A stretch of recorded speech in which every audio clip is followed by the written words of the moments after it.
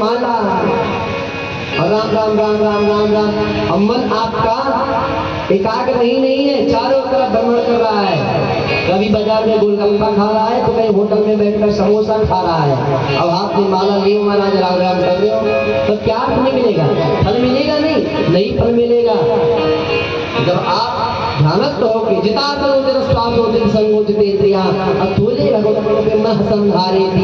मन को एकाग्र करके भगवान का चिंतन करके कथा श्रवण करेंगे तब आपको फल प्राप्त होगा।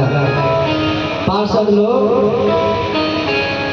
गुंदगारी को लेकर भगवान के धाम को गए और कहा महाराज ऐसा करना हो तो आप पुनः एक बार श्रीमद् भागवत कथा प्रारंभ करिए, सब लोग एकाग्र मन करके इस कथा श्रवण करें, तो भगवान की कृपा होगी। तो एक नहीं हजारों विमान, हजारों प्रसाद, हजारों विमान, हजारों पार्षद आएंगे और पार्षद ही नहीं स्वयं भगवान नारायण आएंगे।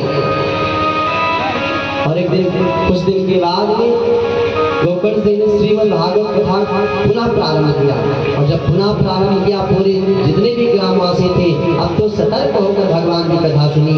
7 दिन तक निरंतर कथा श्रवण हुआ, पुड़ावती हुई। पुड़ावती के बाद स्वयं एक नहीं दो नहीं हजारों हजार विमानों के साथ भगवान स्वयं नारायण पधारे हैं। नारायण आकर के स्वयं गोकर्ण जी को अपने हृदय से लगाया और समस्त जितने भी ग्रामवासी थे विमानों में बैठाकर भगवान अपने धाम की ओर चल दिए।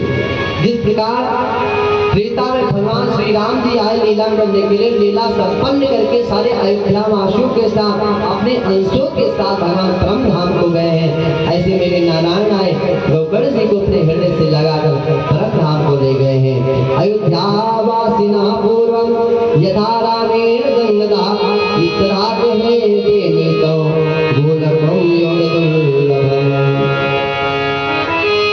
इसलिए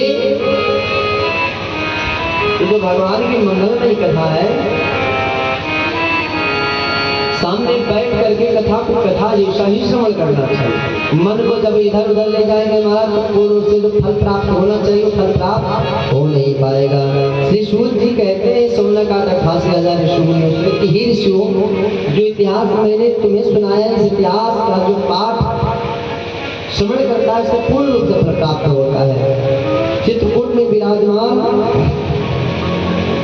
मुनीश्वर सांडिल्य भी ब्रह्मानंद में मगन होकर ही भगवान के भजन करते रहते, कथा श्रवण कराते रहते हैं। यदि इसका श्रद्धा से पाठ किया जाए तो पितृगण को भी बड़ी तृप्ति होती है और नित्य पाठ करने से मोक्ष की प्राप्ति होती है।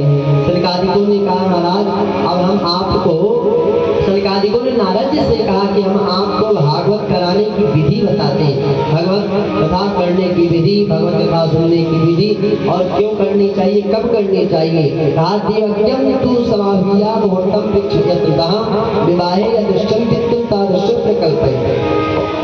भागवत कथा कैसी होनी चाहिए?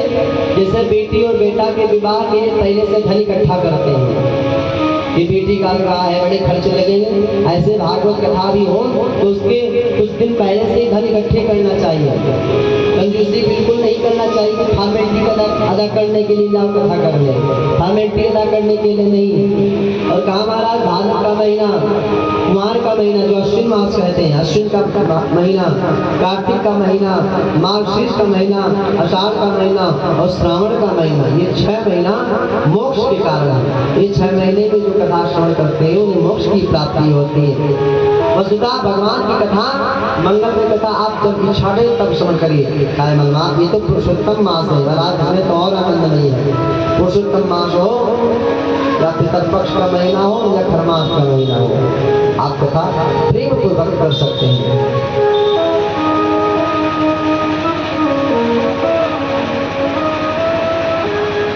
भगवान की कथा तीर्थ में, वन में, घर में कथा कराना अच्छा माना गया है। जहाँ पर बड़ा मैदान हो, बड़ी सुंदर सी जगह हो, सुंदर से पंडाल लग जाए, लोगों को बैठने के लिए उचित स्थान हो, ऐसे सुंदर स्थान का चयन करना चाहिए। यदि श्रोता उत्तर दिशा की ओर हो तो वक्ता का मुख पूर्व दिशा की ओर होनी चाहिए और यदि वक्ता पूर्व मुख की ओर है तो श्रोता का मुख उत्तर की ओर होना चाहिए। ऐसा बताया गया। पूर्व विमुख होकर के बैठ भगवान की मंगलमय कथा को श्रवण करें। और वक्ता भी कैसा होना चाहिए, किसी ब्राह्मण का चयन करना चाहिए। और ब्राह्मण कैसा हो महाराज, विरक्त वैष्णव मित्र वेद शास्त्र श्रोत्र, विरक्त हो, वैष्णव भगवान के भगत हो, दीक्षित हो, मंत्र लिए हो। अब विरक्त कैसा हो, विरक्त का मतलब ये नहीं, विरक्त वैष्णव मित्र ब्राह्मण कुल खानदान का होना चाहिए और ब्राह्मण के साथ साथ वैष्णव होना चाहिए, उसके साथ विरक्त होना चाहिए। विरक्त का मतलब लोभी नहीं होना चाहिए। ये नहीं कि उनके पास संतान ना हो, बच्चे ना हो, परिवार ना हो, घर ना हो, लोभी नहीं होना चाहिए। दृष्टांत कुशलो धीरो वक्ता काल स्पृहा, सुंदर सुंदर दृष्टांत दे करके शास्त्रीय शास्त्र के मतों अनुसार दृष्टांत दे करके जो जजमान को श्रोता को समझा बुझाकर कथा श्रवण कराएं, ऐसे वक्ता का चयन करना चाहिए। लेकिन आजकल की बड़ी विडंबना है हमारा, अब ब्राह्मण नहीं, अब तो हर अन्य बिरादरी में कथा चल रही है। यहाँ पर व्यास ने लिखा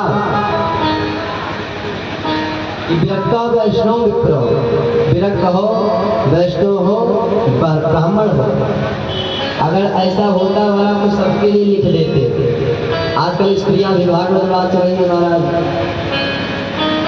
जिनको व्यासपीठ पर बैठने का कोई अधिकार ही नहीं है। वेद मंत्र बोलना देवियों को कोई महाराज कोई अधिकार ही नहीं है। लेकिन आज बड़े बड़े मंत्र लगते हैं, बड़ी बड़ी कथाएं होती हैं, क्या कहना है। अब यहाँ देखिए कितनी भीड़ हो रही है। अभी कोई देवी जी होती है ना हमारा, हजारों की भीड़ होती है कि देवी जी आई, क्योंकि ये कलयुग है, कलयुग का प्रभाव पड़ रहा है। बड़ी विडंबना है, इसलिए समझाया विरक्त हो, वैष्णव हो, ब्राह्मण हो, ऐसे वक्ता का चयन करना चाहिए। और भागवत कथा कराने से पहले किसी ज्योतिष किसी ब्राह्मण को बुलवा करके सुंदर सा मुहूर्त निकलवाएं, मुहूर्त निकलवा करके शुभ मुहूर्त में भागवत कथा सुने। 5 ब्राह्मण का वर्ण करें, एक ब्राह्मण पाठ करे, एक ब्राह्मण जप करे 12 अक्षर मंत्र का, एक ब्राह्मण विष्णु सहस्रनाम का पाठ करे।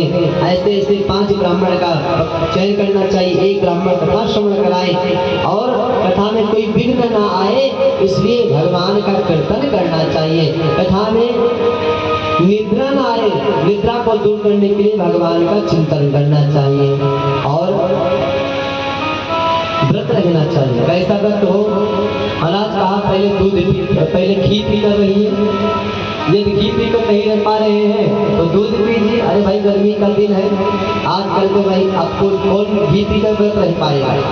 पहले के लोग समर्थवान रहते, अब 50 ग्राम घी पी लिया जाए तो पता लगेगा